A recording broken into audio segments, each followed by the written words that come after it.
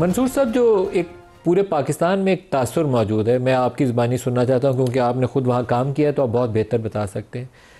अफ़गान जो तालिबान ग्रुप्स हैं या दूसरे जो वहाँ ट्राइबल एक सिस्टम है पूरा, इंडियन गवर्नमेंट का वहाँ अफेक्टिवली कितना रोल मौजूद है, कितना उनका फंडिंग ये काम करती है और टीटीपी के ऊपर कितना वो कंट्रोल करते हैं? देखिए, 2001 से लेकर जब यूएस और नेटो ने इंटरवीन किया था 2021 के तक, जब तक यूएस और नेटो की फ़ौजें ने निकली, इंडिया का अमल दखल बहुत ज़्यादा रहा अफ़गानिस्तान में। इंडिया के कॉन्सुलेट्स यहाँ मौजूद थे हमारे बॉर्डर के साथ, जलालाबाद में और कंधार में, और इंडिया के काफ़ी जगहों पे लाइजन ऑफिसेज़ मौजूद थे। और उन्होंने जो उस वक्त की अफ़गान इंटेलिजेंस थी, एनडीएस जिसे कहते थे, नेशनल डायरेक्टोरेट ऑफ सिक्योरिटी, उनके साथ कोऑपरेट करते हुए, उनको असिस्टेंस प्रोवाइड करते हुए, जो अब उनके अपने एसेट्स थे जिनमें टीटीपी थी, बीएलए थी, या इस किस्म के जो एंटी पाकिस्तान ग्रुप्स में, उनमें बहुत ज़्यादा इन्वेस्ट किया। तो इंडियन इन्वेस्टमेंट बहुत मौजूद रही। लेकिन जब 2021 में 15 अगस्त को जब तालिबान ने टेक ओवर किया और बाकी वेस्टर्न कंट्रीज़ की एम्बेसीज निकल गई, तो इंडिया ने भी अपने सारे जो डिप्लोमेटिक और जितने भी फील्ड पे ऑफिसेस थे वो खाली कर दिए।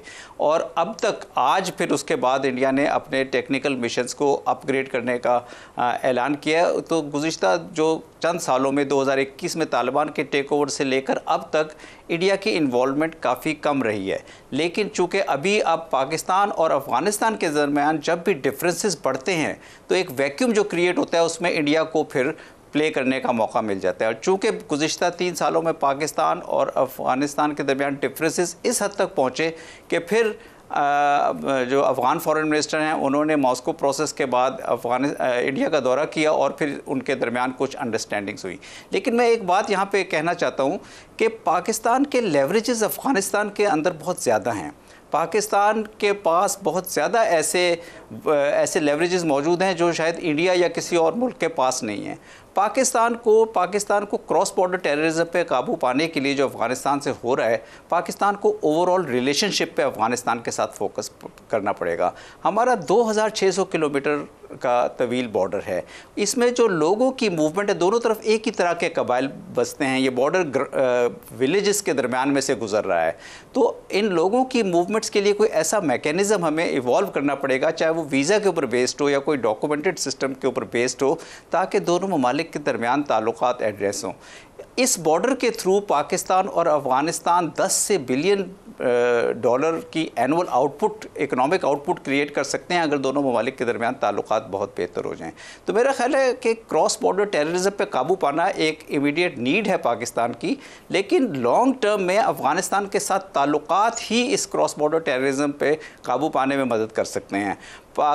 दोनों ममालिक के दरमियान, जिस तरह अभी बप्पी साहब ने कहा कि दोनों ममालिक के दरमियान जो कबाइल मौजूद हैं, वो कबाइल वो बहुत बड़ा रोल प्ले कर सकते हैं इस बॉर्डर के थ्रू टेररिज्म को कंट्रोल करने में। तो मेरा ख्याल है कि पाकिस्तान के लिए अब ये चूँकि एक हम ऐसे मरहले से गुजरे हैं जहां मिलिट्री एस्केलेशन की तरफ जाना पड़ा है और अब हम डी एस्केलेशन में चले गए हैं, अब हमारा फोकस होना चाहिए कि हम किसी तरह जाके अपनी रिलेशनशिप जो है, पाकिस्तान और अफ़गानिस्तान की रिलेशनशिप को एड्रेस करें। रिलेशनशिप सफ़र कर रही है गुज़िश्ता 4 दहाइयों में, जो यहाँ जिहाद हुआ या सिविल वॉर हुई या यूएस और नेटो की इन्वॉल्वमेंट रही। अब मेरा ख्याल एक ऐसा मौका मौजूद है, चूँकि कोई गैर मुल्की अफवाज मौजूद नहीं है, कि पाकिस्तान और अफ़गानिस्तान को अपने बुनियादी नेचुरल ऑर्गेनिक रिलेशनशिप के ऊपर फोकस करना चाहिए। खुर्रम साहब, ये दो हमारे जो मोहतरम पैनलिस्ट हैं, दोनों की राय के अंदर जो वहाँ कबाइल मौजूद हैं उनको इंगेज करना बहुत इंपॉर्टेंट है। तो सुहेल अफरीदी तो उस मामले में आपके लिए बहुत मददगार साबित हो सकते हैं। ख़ुद जिस इलाके से बिलोंग करते हैं वो इन ग्रुप को इकट्ठा भी कर सकते हैं, बातचीत भी आगे बढ़ाने में कारगर साबित हो सकते हैं।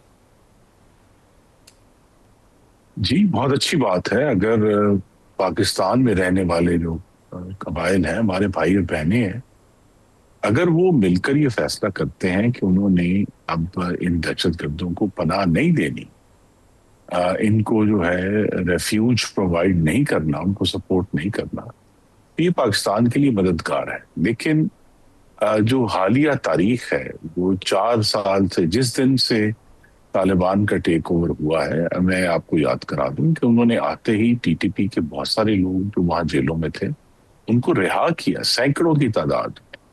वो तो एक ही दरअसल ग्रोह है। तहरीक तालिबान अफगानिस्तान के पास, जैसा मैंने कहा, एक जवाब था कि वो अमेरिका को अपनी सरजमीन से निकालना चाहते थे।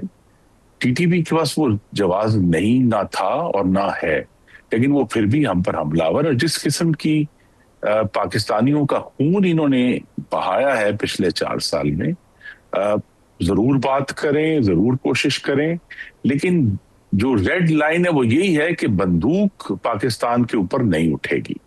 और उसको मैं जो कबाइल का किरदार है उसको अपनी जगह पर रखते हुए मेरी जो इस्तदा है आपके नाजरीन से भी वो यही है कि ये जो हमारे पुराने जज्बाती ताल्लुकात थे, अब हमें इससे पीछे हटना होगा।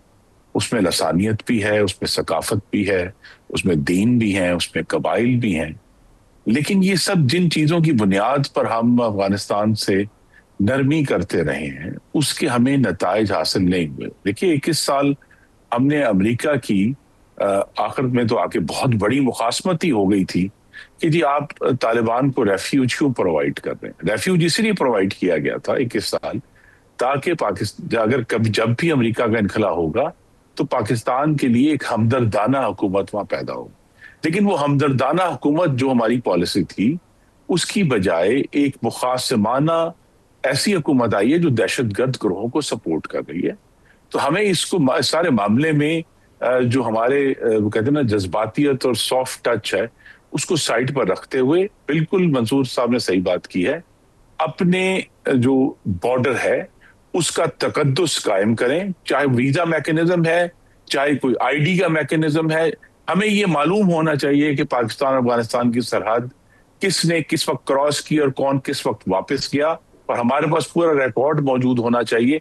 ये जो सॉफ्ट बॉर्डर है कॉन्सेप्ट है, उससे पाकिस्तानियों का नाहक खून हजारों की तादाद में बह चुका है और अब हम इसको मजीद अफोर्ड नहीं कर सकते।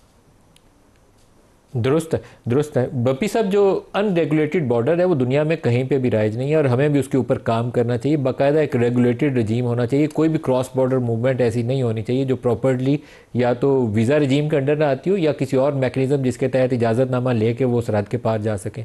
तो इसके ऊपर प्रोविंशियल गवर्नमेंट को, फेडरल गवर्नमेंट को, दोनों को एक कोऑपरेटिव अरेंजमेंट से आगे चलना चाहिए। ये आपस की लड़ाई नहीं हो सकती कि सूबा वफाक के ऊपर बयान दे रहा हो और वफाक सूबे के चीफ मिनिस्टर को टारगेट कर रहा हो। इकट्ठे बैठे मिल के हल निकाल। मलिक साहब, मैं आपको ना एक चीज़, 2-3 फैक्ट्स अगर बात करूँगा, प्लीज़ इसको फिर पॉलिटिकल डिफरेंसेस का इशू नहीं बनना चाहिए। नई गवर्नमेंट आई, नई गवर्नमेंट बनने के हवाले से आप देखिए आपका अफगान कॉन्फ्लिक्ट चल रहा था बॉर्डर के ऊपर।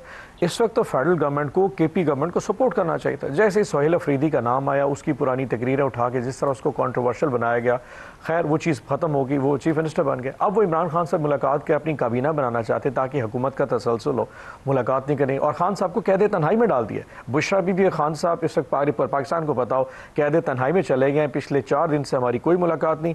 कल सुबह शायद उसकी सोहेल अफरीदी की मुलाकात होती नहीं थी, लेकिन हमें लग रहा है कि अगले हफ्ते 10 दिन के लिए कल इम्कान है सोहेल अफरीदी की इमरान खान से मुलाकात हो जाएगी। कल इम्कान मौजूद है इस बात। अल्लाह करे हो जाए। सो वो डायरेक्शन आएगी, गवर्नमेंट बनेगी, बात आगे चली। लेकिन आप जरा फेडरल गवर्नमेंट का किरदार चेक करें ना। अब एक छोटी सी बात है, अभी आज वो मैं देख रहा था कि जी केपी गवर्नमेंट ने शायद वो गाड़ियां लेने से इनकार कर दिया। ये अक़वाम मुत्तहिदा की 5 पुरानी गाड़ियां थी जो कि सिर्फ बुलेट प्रूफ है, बॉम्ब प्रूफ नहीं है। उन्होंने कहा जी आप ले लें। उन्होंने कहा जी ये गाड़ियां तो बुलेट प्रूफ है, मतलब ये तो औरंगज़ई और मतलब इवन कि पेशावर में कोई पुलिस वाला नहीं इस्तेमाल कर सकता। अल्लाह माफ़ करी किसी पे अटैक हो जाए तो ये गाड़ियां तो किसी काबिल नहीं, और ये 20 साल पुरानी यूएनओ की गाड़ियां। तो उन्होंने कहा हमारे पास हमने 2 अरब की नई गाड़ियां ऑर्डर की हैं, अगर वाकई फेडरल गवर्नमेंट देना चाहती नई गाड़ी दे दे, लेकिन उसको कंट्रोवर्सी बनाया गया। अभी मुझे याद आया कि वो अफगान जो कैंप्स हैं उनको डी नोटिफाई कर दिए।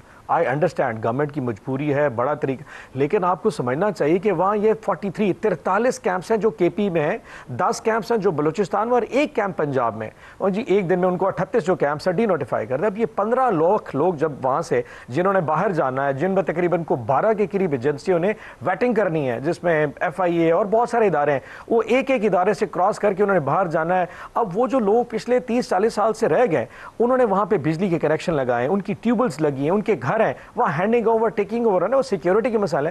तो हमारी केपी गवर्नमेंट ने फेडरल गवर्नमेंट को कहा कि आप हमारे साथ बैठ के कोलैबोरेट करें, हम इसको स्लो एक सस्टेनेबल तरीके से इन लोगों को यहाँ से भेजते भी हैं, आपके साथ बात भी करते हैं, आपसे जो गाड़ियाँ लेनी उस पर भी बात करते हैं, हमारी गवर्नमेंट भी बनने दें, हम जो जिरगा भी। सो पॉजिटिव एट्रीब्यूट्स जो भी आपको इस वक्त खैबर पख्तूनख्वा गवर्नमेंट से आ रहे हैं वापसी पे, उसके ऊपर जो सवालिया निशान बनाए जा रहे हैं, मैं हैरान हूं कि फेडरल गवर्नमेंट आखिर हमें क्यों स्टेक होल्डर नहीं समझ रही। इतना सस्पेक्टेबल तरीके से हमें किसी जगह पिन पॉइंट करके जो सोचा जा रहा है, यकीन जानिए हम इससे बेहतर अच्छा रोल यहां पे कर सकते हैं। और ये वो वक्त है जिस तरह इंडिया वॉर में पूरा पाकिस्तान यकजा खड़ा था, इस जंग में भी हम अपनी अफवाज और अपनी रियासत के साथ खड़े, बिकॉज ये हमारा बॉर्डर है, ये किसी एक जमात का या किसी रियासत की किसी टाइम बिल्कुल एंड पे आ गया है। पाकिस्तान का मुफाद जहाँ पे भी आएगा, पाकिस्तान की सिक्योरिटी जहाँ पे भी आएगी, लोग इंशाल्लाह इकट्ठे ही होंगे और एक आवाज़ के साथ एक ही रुख के ऊपर पाकिस्तान के दिफा की खातिर कोई दूसरी राय या दूसरी आवाज़ नहीं आएगी। ऑलवेज